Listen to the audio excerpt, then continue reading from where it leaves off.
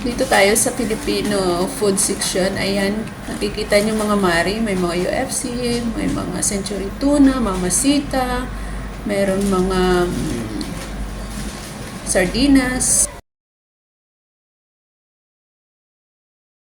Hello mga mari, kamusta? This is Miss Isa again. Hindi na ako nakapag-intro kasi medyo busy. Nandito na ako sa may mga tissue section kasi bibili ako ng tissue. Mag-grocery muna tayo ngayong araw. Ayan, ikot-ikot muna ako kasi naghahanap ako ng mga tissues para sa kitchen, para sa mga tables. Ayan, lakad-lakad muna kasi naghahanap ako ng iba-ibang klase. Ito kasi ng amo ko kung ano-ano lang pinagbibili na bibilhin ko. Tapos nung nakakuha na ako, pumunta ako dito sa may mga accessories ng mga sasakyan. Ikot-ikot lang muna ako kasi may may nakikita akong robot-robot nila dito, robot-robot.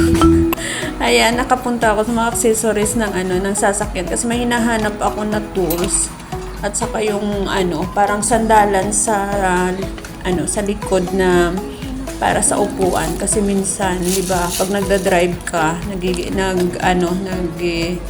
nagpapawis yung likod natin kaya minsan masakit yung likod natin lalong-lalo na pag yung mahaba yung biyahe tapos pag tayo mo sakit na ng ng bewang mo kasi basa nga siya natutuyuan na lang dahil sa aircon. Ayan guys, namimili ako pero ang mahal may 99 so magkano na yun sa Pilipinas. Literal na OFW talaga to kasi kino-convert. 'Di ba? Ayan, namimili ako. Ang dami namang klase pero wala akong nagustuhan kasi wala siyang black. Meron lang siya yung nakikita niyo na parang cream. Yun lang siya. At saka umikot-ikot na ako dahil wala naman akong napili. Pumunta ako dito sa may banda sa may mga juice.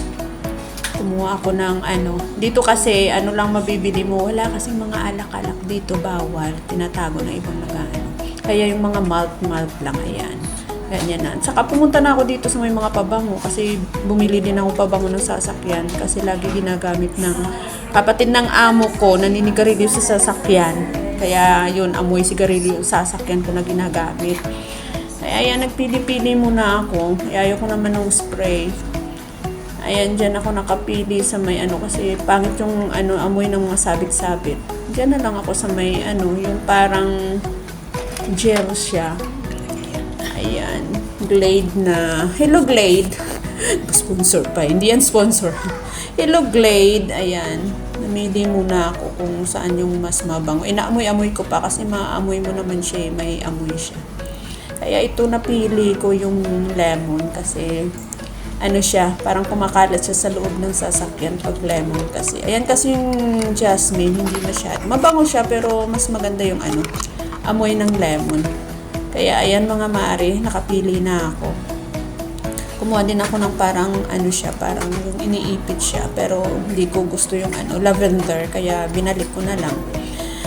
Saka iniwan ko na. Kumuha lang ako ng Glade na lemon, saka ikot-ikot ulit kasi naghahanap na naman ako ng kung ano-anong mabili. Tapos napadaan ako dito sa mga Filipino food.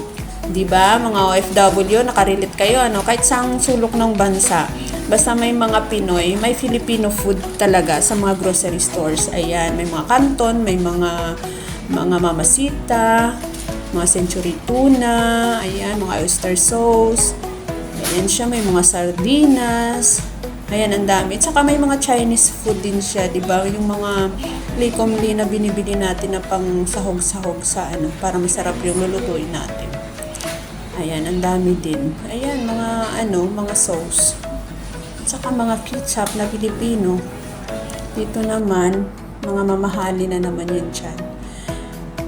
Kaya dito naman ako sa mga chocolates and frozen section kasi tapos na ako doon. Ayan, ang daming chocolate. Ayan guys, familiar ba kayo dito sa chocolate na to?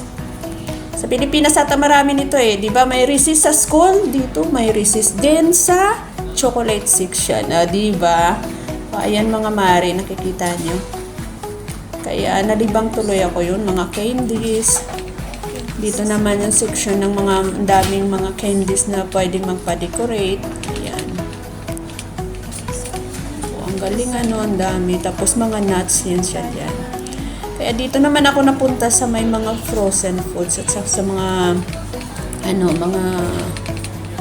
yung mga palaman sa sandwich. Ayan, dyan ako. Pero dumiritso ako dun sa sa may frozen section kasi naghahanap ako nung pampastry na na pinapahanap ni Amo. Kasi gagawa daw siya ng, ewan ko kung anong gagawin niya na lalagyan daw sa loob ng curry na cheese. Kaya dyan ako napadpad, pumunta ako, naghahanap ako. Ang tagal pang hanapin kasi wala yung yung brand na kagaya nung sa kapatid niya. Kaya kung ano na lang yung kung nakikita ko. Yun na lang binili ko, basta pwede siya. Dito kasi, pag namamalingki ako, dito kasi yan sa Lulu Hypermarket, malapit sa bahay namin. Kaya pag pag namamalingki ako, pag yung gusto ni Amo ko, at saka anong brand, ayan. Kaya yun na binibili ko. Kaya ito nakapili na ako. Hanggang dito na lang guys. Thank you for watching. Sa susunod kong mga videos. Bye!